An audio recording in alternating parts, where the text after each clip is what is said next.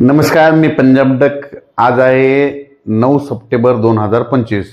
तर आजपासूनचा खास करून महाराष्ट्रातल्या शेतकऱ्याला अंदाज देणार आहे की सगळीकडे राज्यभर ऊन पडलंय, पण आता नेमकं काय झालं, शेतकऱ्याचं सोयाबीनचं पीक काढणी चालू आहे, उडीद काढणी चालू आहे। मग शेतकऱ्यासाठी अंदाज देणं खूप गरजेचं आहे। तर राज्यातल्या सर्व शेतकऱ्याला सांगू इच्छितो की तुम्ही काय करा की म्हणजे सांगायचं झालं तर आपण सुरुवातीला काय करू, उत्तर महाराष्ट्राकडे घेऊ। तर राज्यातल्या शेतकऱ्याला सांगू इच्छितो की उत्तर महाराष्ट्रातल्या शेतकऱ्याला सांगू इच्छितो की तुमच्याकडं 13 तारखेपर्यंत चांगलं सूर्यदर्शन होणार आहे। म्हणून उत्तर महाराष्ट्रातल्या नंदुरबार जिल्हा झालं, धुळे जिल्हा झालं, नाशिक जिल्हा झालं, जळगाव जिल्हा झालं, मुंबई, इगतपुरी ह्या जिल्ह्यातल्या शेतकऱ्यांनी अंदाज लक्षायचा। पण याच्यानंतर राज्यात परत पाऊस कधी येणार आहे, तर राज्यात सर्वात महत्त्वाचं की सर्व शेतकऱ्यांना सांगू इच्छितो की राज्यात हे खास करून अंदाज कशामुळे देत आहे काय की खास करून मराठवाडा आणि पश्चिम महाराष्ट्रातल्या शेतकऱ्याला एक अंदाज देणार आहे। कारण की मराठवाडा आणि पश्चिम महाराष्ट्रातल्या शेतकऱ्याला सांगू इच्छितो की 13 तारखे ते 13 तारखेपासून ते 18च्या दरम्यान पश्चिम महाराष्ट्र आणि मराठवाड्यात काही ठिकाणी अतिमुसळधार पाऊस पडणार आहे, कुठं मुसळधार पडणार आहे, कुठं अतिमुसळधार पडणार आहे, हे अंदाज म्हणून लक्षात घ्यायचा।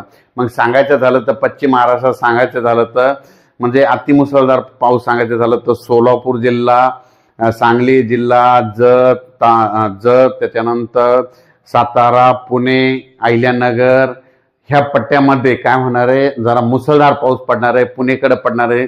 त्यामुळे काय होणार आहे, पुण्याकडे पाऊस पडल्यामुळे काय होणार आहे, कोल्हापूरला जास्त पाऊस पडणार आहे। त्याच्यामुळे काय होणार आहे, नंतर राज्यामध्ये जे धरणं आहेत ते पश्चिम महाराष्ट्रातले सगळे धरणं भरले, मग त्या धरणामध्ये पाणी येणार आहे, परत पाणी सोडावं लागणार आहे। म्हणून पूर परिस्थिती परत नद्याला पाणी वाढणार आहे। म्हणून हे अंदाज खास करून पश्चिम महाराष्ट्रातल्या शेतकऱ्यांना अंदाज लक्षात घ्यायचा। पश्चिम महाराष्ट्र कोकण पट्टीच्या सर्व शेतकऱ्याला सांगू इच्छितो की तुम्ही काय करा, 13 तारखेपर्यंत तुम्हाला वेळ आहे। 13 ते 18च्या दरम्यान पश्चिम महाराष्ट्रात म्हणजे कोकण पट्टीसह म्हणजे कोल्हापूर, सांगली, सातारा, पुणे सहित संपूर्ण कोकणपट्टी 13 ते 18च्या दरम्यान काही ठिकाणी अतिमुसळधार पाऊस पडणार आहे। म्हणून हा अंदाज लक्षात घ्यायचा। त्याच्यामुळे काय होईल, पुण्याकडे पाऊस पडल्यामुळं धरणाचं पाणी सुटेल, ते पाणी तिकडं सांगली, साताराकडे येईल। म्हणून त्याच्यामुळे नद्याच्या पाण्याच्या पातळीत वाढ होणार आहे। म्हणून आता सतर्क म्हणून 13 ते 18चा हा अंदाज सर्व शेतकऱ्यांनी लक्षात घ्यायचा। त्याच्यानंतर आपण मराठवाड्यातल्या शेतकऱ्याला सांगू इच्छितो की मराठवाड्यामध्ये आणखीन आज आहे 9 तारीख, 9 तारखेला देखील मराठवाड्यामध्ये तुम्हाला सांगू इच्छितो की मराठवाड्याचा जो हे भाग आहे कोणता, नांदेड, उमरी, उमरखेड, किनवट ह्या पट्ट्यामध्ये आज रात्रीच्या म्हणजे 9 तारखेला यवतमाळ ह्या पट्ट्यामध्ये काय होणार, इकडल्या भागामध्ये थोडं पावसाचं वातावरण तयार होणार आहे, तिकडे पाऊस येणार आहे। नांदेड भागात येणार आहे, उमरखेड, नांदेड, यवतमाळ त्या भागात पडणार आहे। म्हणून अंदाज लक्षात। पण मराठवाड्यातल्या शेतकऱ्याला सांगू इच्छितो की मराठवाड्याकडे कधी पाऊस पडणार आहे, तर मराठवाड्याकडे म्हणजे आज 9ला म्हणजे हे नांदेड पट्ट्यामध्ये पाऊस सुरू होणार आहे। 10ला पाऊस काय होणार आहे, हे सोलापूर जिल्हा, धाराशिव जिल्हा, लातूर जिल्हा, नांदेड जिल्हा, परभणी जिल्हा, बीड जिल्हा, हिंगोली जिल्हा, यवतमाळ जिल्हा ह्या पट्ट्यात। त्याच्यानंतर चंद्रपूर, वर्धा, नागपूर, भंडारा, गोंदिया, अमरावती ह्या पट्ट्यामध्ये काय होणार आहे, 10ला परत पाऊस वाढणार आहे।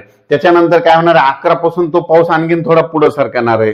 त्याच्यानंतर 12च्या नंतर परत काय होणार आहे की 12 नंतर परत सोलापूर जिल्हा, धाराशिव जिल्हा, लातूर जिल्ह्याच्या मध्ये हे तेलंगणा, कर्नाटक बॉर्डरच्या ह्या साईडच्या जिल्ह्यामध्ये सगळीकडे 12च्या नंतर आणखी, आणि मात्र 13ला मात्र ते पावसाचा आणखीन जोर वाढणार आहे।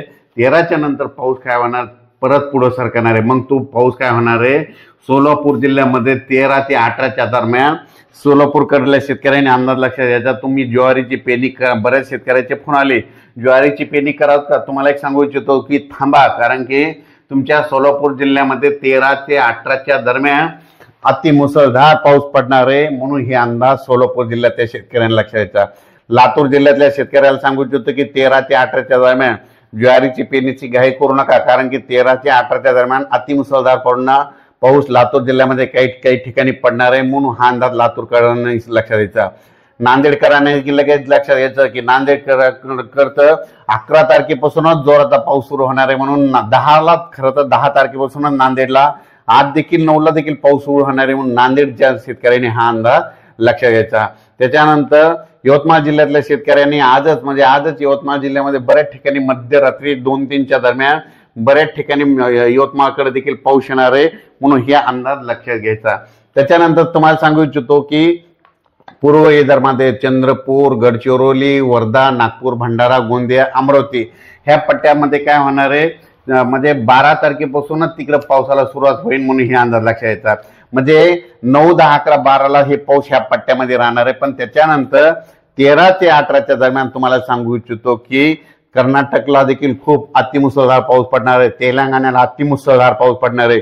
कर्नाटकमध्ये विजयपूर झालं, बेळगाव झालं, बागलकोट, कलबुर्गी ह्या पट्ट्यामध्ये अतिमुसळधार पाऊस पडणार आहे।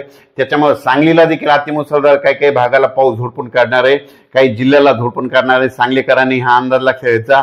कोल्हापूर जिल्ह्याला देखील अतिमुसळधार काही भागात पाऊस पडणार आहे, म्हणून कोल्हापूरच्या जनतेने हा अंदाज लक्षात घ्यायचा। 13 ते 18च्या दरम्यान कुडाळकडे देखील अतिमुसळधार पाऊस पडणार आहे, म्हणून कुडाळ भागातल्या शेतकऱ्यांनी अंदाज लक्षात घ्यायचा।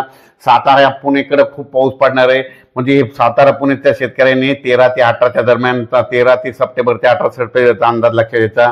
त्याच्यानंतर सगळ्यात वंचित जिल्हा म्हणजे आतापर्यंत पावसाळ्यामध्ये कमी पावसाचा जिल्हा म्हणून ओळखला जाणारा अहिल्यानगर, ह्या जिल्ह्यातल्या अहिल्यानगरच्या सर्व शेतकऱ्याला आनंदाची बातमी सांगतो।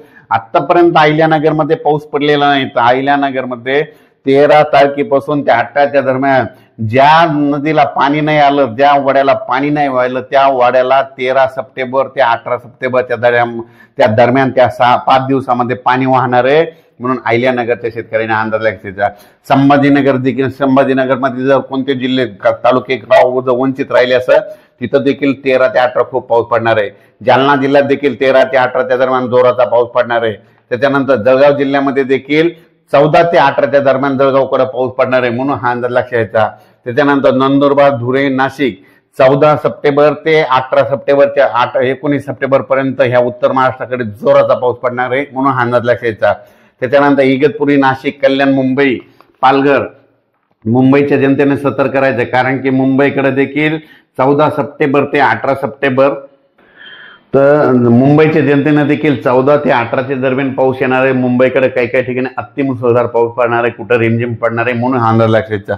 मुंबई, जुन्नर म्हणजे पुणे जुन्नर भाग हे सगळीकडं, त्याच्यानंतर संगमनेर ह्या सगळ्या पट्ट्यामध्ये सांगायचं झालं तर पाऊस म्हणजे सगळीकडे 14 ते 18च्या दरम्यानचा पाऊस पडणार आहे, म्हणून खास करून हा सगळ्यांनी लक्षात घ्यायचा। आणि कोल्हापूर खास करून सतर्क राहायचं कोणी की त्यामध्ये सांगायचं झालं तर लातूर जिल्हा, परभणी जिल्हा, बीड जिल्हा, अहिल्यानगर, त्याच्यानंतर सांगली जिल्हा, सातारा, पुणे, कोल्हापूर, कुडाळ आणि पुणे ह्या पट्ट्यातल्या म्हणजे मराठवाडा आणि पश्चिम महाराष्ट्राच्या काही जिल्ह्यामध्ये, म्हणजे काही जिल्ह्याच्या काही भागामध्ये म्हणजे 13 सप्टेंबर ते 18 सप्टेंबरच्या दरम्यान जोराचा पाऊस पडणार आहे, म्हणून त्यांनी सतर्क राहावे।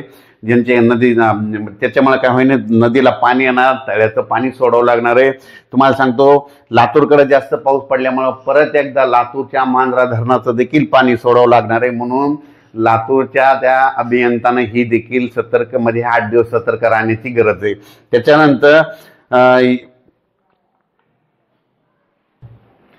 उजनी धरणाच्या कॅचमेंट एरियामध्ये, म्हणजे उजनी धरणाचा जे कॅचमेंट एरिया कोणता आहे, पुणे तिकडला भाग, खडक म्हणजे तिकडल्या पट्ट्यामध्ये पाऊस पडणार आहे, त्याच्यामुळे उजनी धरणाचं देखील पाणी सोडावं लागण्याची परिस्थिती निर्माण होईल, म्हणून हे उजनीच्या देखील त्या नदीकाठच्या शेतकऱ्यांनी हा अंदाज लक्षात घ्यायचा। त्याच्यानंतर कोल्हापूरकडे देखील काय होणार आहे, पुण्याकडे पाऊस पडणार आहे, मुंबईकडे पडणार आहे, हे कोकणात पडणार आहे, त्याच्यामुळे पुण्याकडे कोल्हापूरकडे देखील नद्याची म्हणजे जी नदीची पातळी कोयना नदीची 37-38 फुटापर्यंत पाण्याची पातळी येण्याची शक्यता असल्यामुळं, म्हणून हे देखील लक्षात घ्यायचं। म्हणजे तिथल्या ज्या कोल्हापूरच्या ज्या नद्या आहेत त्यांची पाण्याची पातळी कशी, धोक्याची पातळी 37 फूट असली की समजा पाण्याचे एवढा धोका नसतो, 39 ते 42 गेलं की थोडा धोका वाढायला सुरुवात होती, आणि 43ला मात्र बरेच गावामध्ये पाण्याखाली जातात 43 फुटावर पातळी गेल्याच्या नंतर, म्हणून हे देखील सांगू इच्छितो। त्याच्यानंतर हे पाऊस काय होणार आहे, कर्नाटककडे पडणार असल्यामुळे तिकडे देखील पाऊस पडणार आहे, इकडे देखील राहणार आहे, म्हणून राज्यात चांगला पाऊस राहणार आहे, म्हणून हा अंदाज सर्व शेतकऱ्यांना लक्षात घ्यायचा। त्याच्यानंतर विदर्भामध्ये सांगायचं झालं तर बुलढाणा जिल्हा, अमरावती जिल्हा, जळगाव जिल्हा, वाशिम जिल्हा, हिंगोली जिल्हा, जालना जिल्हा, संभाजीनगर, हे जळगाव जिल्हा, हे संपूर्ण मध्ये सगळीकडे 14 ते 18च्या दरम्यान सगळीकडे मग राज्यात पाऊस सुरू होणार आहे। पण सुरुवात काय होणार आहे म्हणजे आज 9 तारखेला फक्त सुरुवात होणार आहे इकडं नांदेड इकडल्या भागामध्ये, नांदेड उमेरखेड इकडं नायगाव त्या परिसरामध्ये, नांदेड जिल्ह्यामध्ये सुरुवात आज थोडी 9ला होणार आहे। 10ला पाऊस थोडा पुढे सरकणार आहे, 11ला पुढे सरकणार आहे, 12ला देखील 5-6 जिल्ह्यातच जाणार आहे, मात्र 13ला आणखीन तो पुढे सरकणार नाही। मात्र 14 ते 18चा मात्र राज्यात सगळीकडे वेगवेगळ्या भागात जोराचा पाऊस पडणार आहे, म्हणून हा अंदाज लक्षात घ्यायचा। 14 ते 18च्या दरम्यान सांगायचं झालं तर म्हणजे तळोदा, नंदुरबार, शहादा, शिरपूर, चोपडा, जळगाव, एरंडोल, पाचोरा, यावल, जामनेर, अमळनेर, पुन्हा त्या बुरामपूर, अकोट, हरिसाल, अचलपूर, तळेगाव, मोर्शी, वरुड, सावनेर, बुलढाणा, खामगाव, नांदुरा म्हणजे ह्या पट्ट्यामध्ये आतापर्यंत काही भागामध्ये जे भाग सुटलेला आहे तिथं देखील हे पाऊस काय होणार आहे 14 सप्टेंबर ते 18 दरम्यान पडणार आहे, म्हणून हा अंदाज त्यांनी लक्षात द्यायचा। म्हणजे सांगायचं झालं तर राज्यात चांगला पाऊस पडणार आहे। म्हणून सोलापूरचे शेतकरी ज्वारी पेरण्यासाठी मला फोन लावत होते, त्यांना तुम्ही थांबलेले बरं राहील, हे 18च्या नंतर ज्यावेळेस पाऊस जाईल त्यावेळेस मग तुम्ही पेरणी करायला काही हरकत नाही।